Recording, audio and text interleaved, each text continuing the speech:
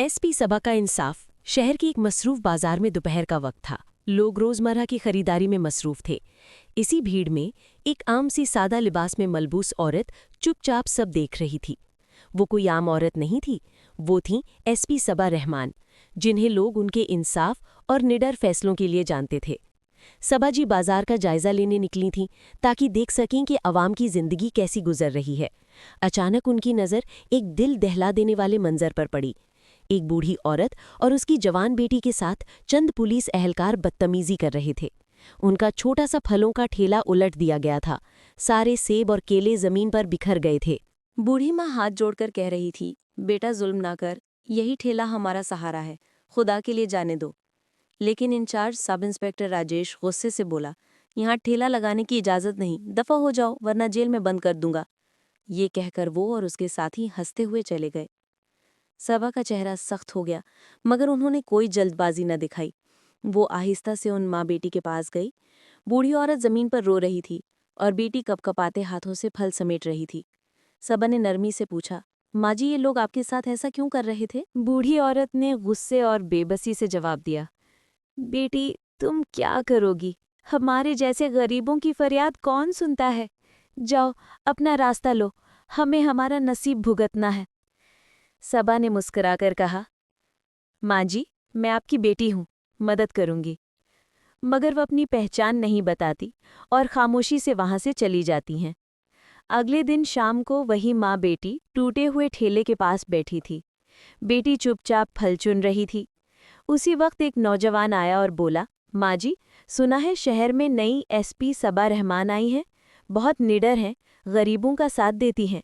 आप इनसे मिले, इंसाफ जरूर करेंगी। बूढ़ी माँ ने थकी आवाज में कहा, बेटा, बहुत अफसरों के दर पर जा चुकी, सब ने धक्के दिए, अब किसी पर भरोसा नहीं रहा। नौजवान बोला, एक बार मिल लीजिए। कहते हैं वो आम लोगों के दरमियान सादा कपड़ों में घूमती हैं, जैसे हम सब। बेटी ने माँ की तरफ देखा, उम्मीद की हल्की सी किरण आंखों में जाग उठी। अगले दिन वो दोनों एसपी ऑफिस पहुंची। दरवाजे पर पहरा था, मगर अंदर जब उन्होंने देखा तो हैरान रह गईं। सामने मेज के पीछे वही औरत बैठी थी जो कल उनके पास बाजार में आई थी, एसपी सबा रहमान। बूढ़ी माँ के मुंह से बेख्तियार निकला, बेटी, तुम ही वो हो? माफ कर देना, मैंने कल तुम्हें पहचाना नहीं। सबा ने नरमी से कहा, माँ जी, कोई बात नहीं, मैं आपकी बेटी हूँ, आपका दुख मेरा दुख है। बूढ़ी औरत रो पड़ी और कहानी सुनाने लगी। मैडम, वो इंस्पेक्टर रोज आता है, बगैर पैसे फल ले जाता है। जब हम मना करते हैं तो कहता है, अगर चाहती हो कि पैसे देकर लूं तो अपनी बेटी को एक रात मेरे पास भेज दो। ये सुनकर सबा की आंखों में गुस्से की चमक दौड़ गई। वो बोली, क्या तुमने शिकायत की थी? बूढ़ी औरत बोली, जी, मगर थाने वाले ने धक्के देकर निकाल दिया, कहा कि अगर दोबारा शिकायत की तो तुम दोनों को जेल में डाल दूंगा।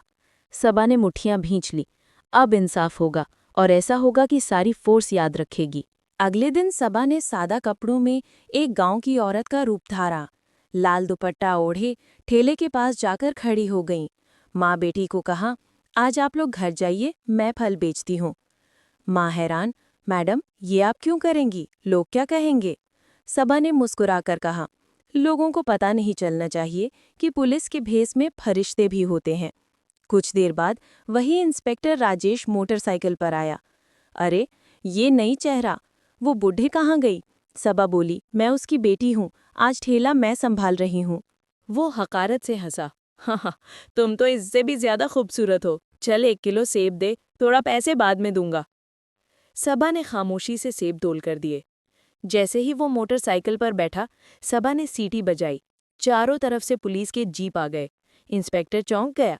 सबा ने आहिस्ता से दुपट्टा उतारा, चेहरा सख्त, आंखों में बिजली। इंस्पेक्टर राजेश, तुम्हें मौतल किया जाता है। रिश्वत, बदतमीजी और खवातीन के इस्तेहसाल का इल्जाम साबित हो चुका है। अब तुम्हारा हिसाब कानून करेगा। बाजार के लोग तालियां बजाने लगे। माँ बेटी दौड़ कर आईं और सबा के कदमों में आंसुओं के साथ बोली, बेटी, तुम सच में खुदा का करिश्मा हो। सबा ने मुस्कुराकर कहा, नहीं माँ जी, मैं सिर्फ अपना फर्ज निभा रही हूँ, क्योंकि पुलिस की वर्दी इंसाफ की अलामत है, जुल्म की नहीं। इख्तिताम। ये कहानी हर उस औरत, हर उस माँ और हर उस पुलिस अफसर को सलाम है जो इंसानियत को सबसे ऊपर रखता है। Thanks for watching.